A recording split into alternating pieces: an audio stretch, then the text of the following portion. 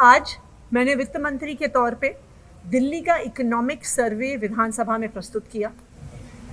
दिल्ली विधानसभा में economic survey हर साल पेश किया जाता है, लेकिन इस साल का इकोनॉमिक सर्वे कई मायनों में महत्वपूर्ण है, क्योंकि शायद दिल्ली की सरकार के इतिहास में, अरविंद केजरीवाल जी की सरकार के इतिहास में जितने प्रयास पिछले एक साल में हुए हैं केजरीवाल सरकार के काम रोकने में, शायद इस शहर के, इस राज्य के, इस देश के इतिहास में कभी नहीं हुए होंगे। और इसीलिए ये आर्थिक सर्वेक्षण महत्वपूर्ण है, क्योंकि ये दिखाता है कि केंद्र सरकार के उनके नए नए कानून के, उनकी नई नई बाधाओं के बावजूद अरविंद केजरीवाल जी के नेतृत्व में दिल्ली की अर्थव्यवस्था, दिल्ली का राजस्व, दिल्ली की प्रति व्यक्ति आय लगातार बढ़ रही है।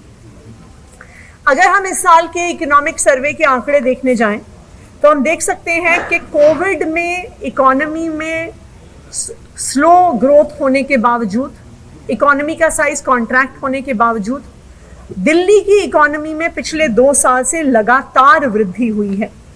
और जो जीएसडीपी है दिल्ली का करंट प्राइसेस के आधार पर, वो 2022-23 में 10,14,000 करोड़ था, और ये 9.25% की रिकॉर्ड ग्रोथ दिखाकर इस साल 11,07,000 करोड़ पर पहुंच गया। अगर आप देखने जाइए तो दिल्ली की कुल आबादी देश की आबादी की 1.5% है, लेकिन दिल्ली का पूरे देश की जीडीपी में कंट्रीब्यूशन उससे डबल है, यानी 4%। एक और महत्वपूर्ण आंकड़ा जो दिल्ली में हो रही आर्थिक समृद्धि, आर्थिक विकास को दिखाता है, वो है दिल्ली के लोगों की बढ़ती हुई प्रति व्यक्ति आय।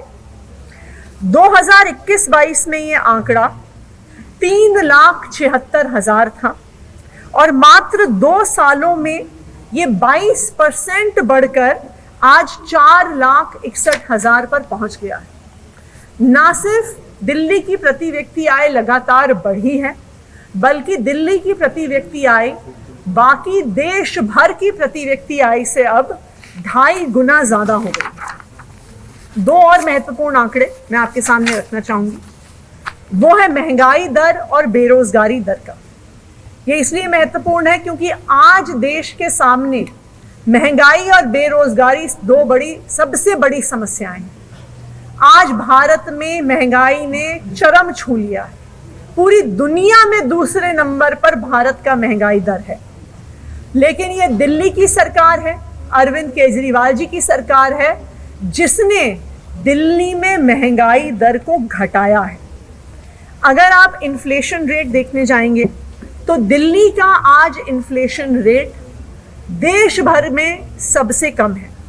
जनवरी से दिसंबर 2023 में पूरे देश का इन्फ्लेशन रेट 5.65% था, लेकिन दिल्ली का इन्फ्लेशन रेट उसका आधा यानी 2.81% था।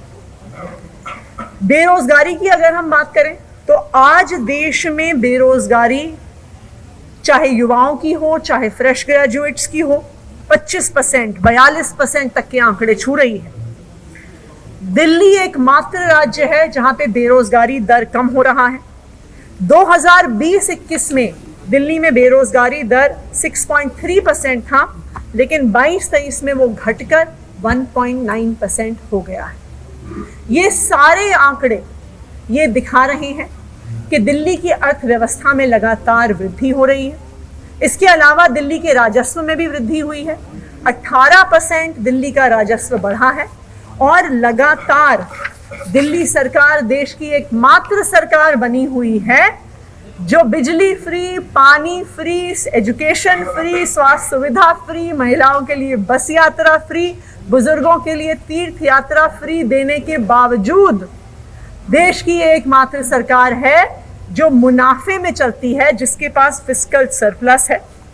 ये सरप्लस 2021-22 में 3,270 करोड़ था, और 2022-23 में दिल्ली का फिस्कल सरप्लस यानी हमारी आय हमारे खर्चे से कितनी ज्यादा है, वो बढ़कर 14,450 करोड़ हो गया।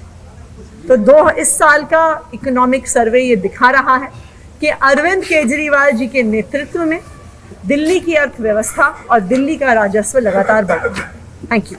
मैम, बजट का आप तो मंडे को पेश कर रही हैं क्या? जी। पिछले दिनों उसमें कुछ बाधा बताई गई कि अभी क्या जैसा हमने बताया था जब सेशन शुरू हुआ था कि बजट बनने में दिल्ली सरकार की तरफ से कुछ देरी हुई थी, इसलिए उसको MHA लेट भेजा गया था।